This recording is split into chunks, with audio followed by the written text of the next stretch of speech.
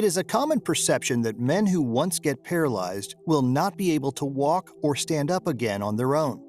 An image of a paralyzed man getting up and starting to walk is just a dream for us. But science today is proving it wrong by doing such inventions in the field, which will help patients gain stability and walk on their own. Today in this video, we will tell you about the significant devices designed by scientists to help the disabled persons.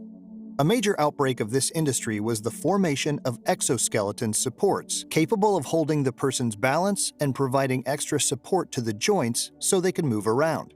These exoskeletons had motors and levers that supported the hips, knees, joints, and other lower body parts, allowing the patients to move and even climb the stairs. Another invention hit the medical industry when the scientists in Switzerland made a stimulating device that helped patients walk again independently.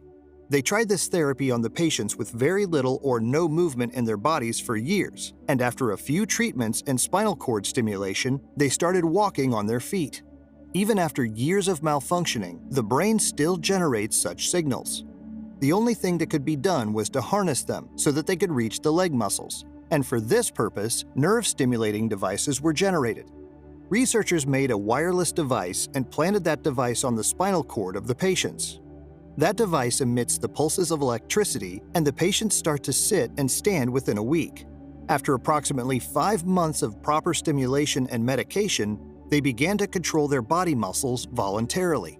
In the first trial of the study, the device was set on auto mode to produce the sensations at regular intervals in the body. Still, remote stimulation was introduced after this trial, proving much more helpful. Our body works in a way that we think of doing something, the brain sends signals to the receptive organs, and they respond accordingly. But in people with injuries, these spinal nerve endings are damaged and do not convey the message correctly. But scientists are very hopeful that they will be able to recover these spinal pathways by artificially stimulating the nerve endings present in the spinal cord until they start showing reflection. These spinal nerve endings end at the muscles that reveal the response. Director Chad Button, the director of this research institute, said that they are working on the nerve cell stimulation because, according to him, movement will occur shortly if it is done. In the first round of study, they planted 16 small electrodes on the lower backbones of 3 patients and observed the changes. Each electrode could stimulate a specific muscle, and these electrodes were attached to the battery that was surgically implanted in the abdomen of the patients.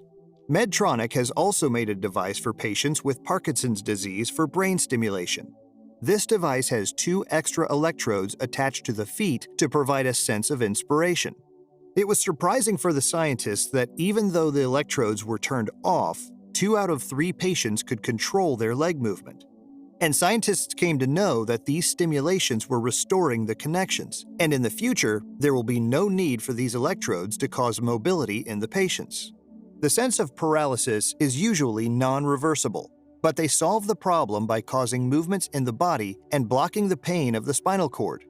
In a research published in Nature Medicine, scientists described their first implant, which could mimic the signals quite similar to the ones the body produces naturally and send them to the lower body parts. They used MRI, magnetic resonance imaging, and CT, computer tomography, to have a complete know-how of the neurons present in the system of different people.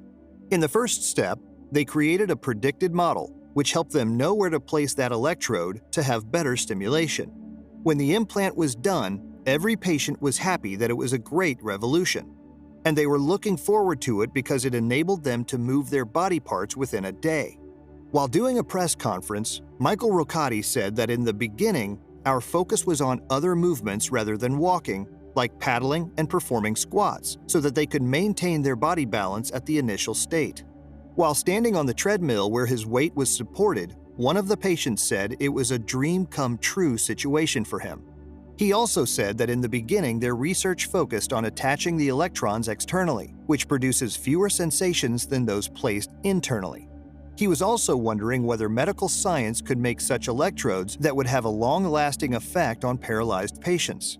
Researchers at Mayo Hospital were also looking forward to this research and said it would also help in understanding the dynamics of the spinal cord by which it sends signals to the brain and other body parts. And when they do so, there will be significant progress in medical science to produce the movements in the upper parts of the body, which are immensely more complex than this one.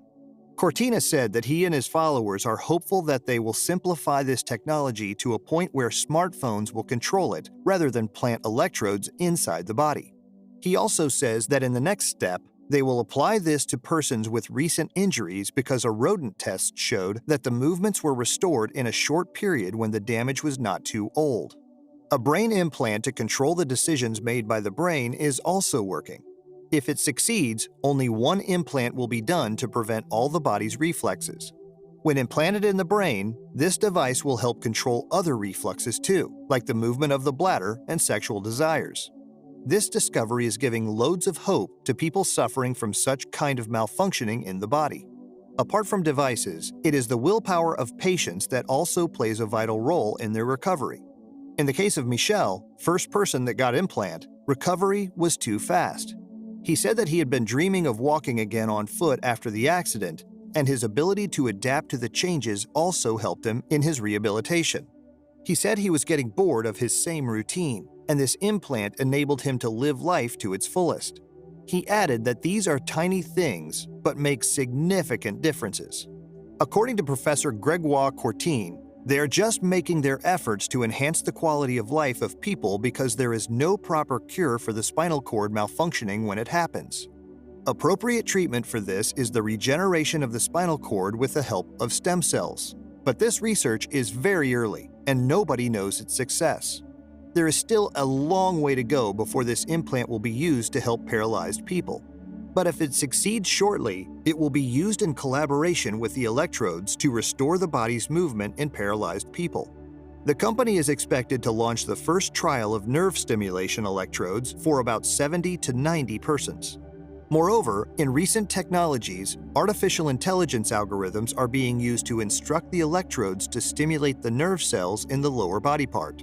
That's all for today's video. We hope that you'll find it quite fascinating. If you enjoyed watching our content, hit that like button at the left and subscribe to the channel so that you never miss any new videos from us. We'll see you again soon.